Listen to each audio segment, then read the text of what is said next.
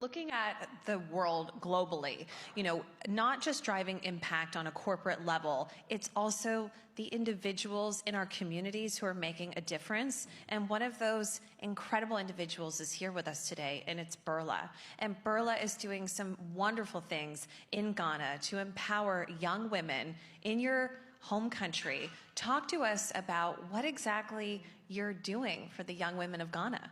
Thank you so much, and greetings to everyone. In my country, I speak Ghan, so I say Minganyefe, and that means greetings to you all. But thank you again. And, well, my name is Berla Mundi. I'm a broadcast journalist. I work with Media General in Ghana. It's the #1 broadcast station in the country. And I've done this for 12 years. Now, along the line, I realized that a lot of young women were inspired by what I do. And they'd always come to me and say, Berla, I want to become like you. I want to be a broadcast journalist. And I'd ask them a very simple question. Why do you want to become a broadcast journalist? And most of them just didn't have an answer. Most of them will say that, well, I mean, you look nice on TV. You always have nice hair, nice makeup. You wear some of the coolest clothes. And so I think I could try that. And I'd look at them and tell them, well, that's just 2% of the actual work. There's a lot more that goes into becoming a journalist in the first place. You have to do a lot of research. You have to go to school. You have to sacrifice so much. Are you ready to do that? And they're like, well, if you can just put me in front of the camera, I think that would be fine. So over time, I realized that there was some disconnection. Yes, I was on there, I was inspiring, but how was I inspiring these young women? Was it for them to become a second-rated version of me?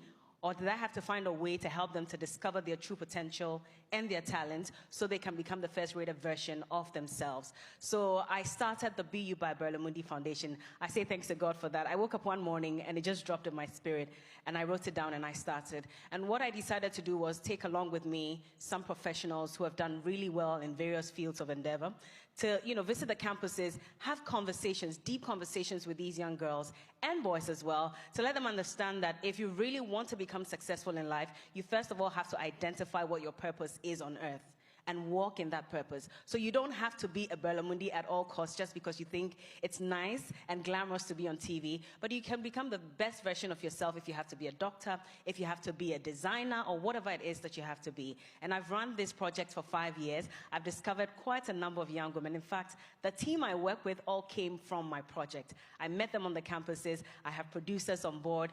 I have just incredible young women who are working with me. And we've discovered quite a number of people. We've had some support from various industries as well. And I must say that so far, so good. I've got so many people who have come to me and say that because of this project, I think I've discovered what I really want to become, and I'm pursuing that relentlessly. And that's what gives me fulfillment. Wow.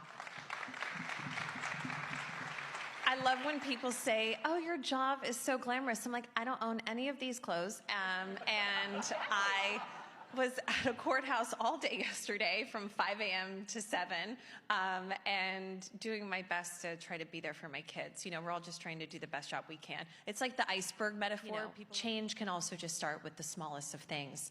I do want to give you guys each a moment because we are running out of time. I could talk to them all day. But a rapid fire sentence to this question is that what's the greatest power that consumers have and should lean into to drive change in the world? Berla, we were talking about that earlier. Yes, we were, and I was just telling you, and this is just a few minutes, but I'll try and summarize it. So for me, as a brand ambassador as well, because that's also one of the jobs that I do, I realized that a lot of the brands that come to me because I appeal to a certain audience and the needs of that particular audience. And so what I want to tell consumers is you have the power of choice.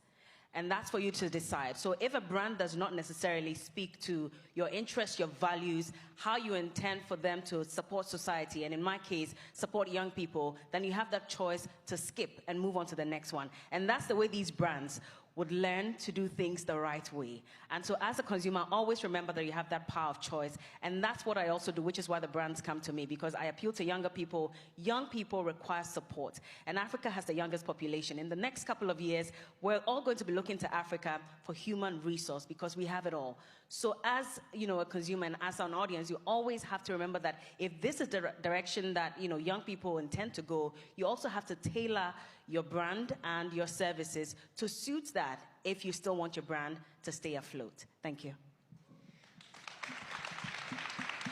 So I would tell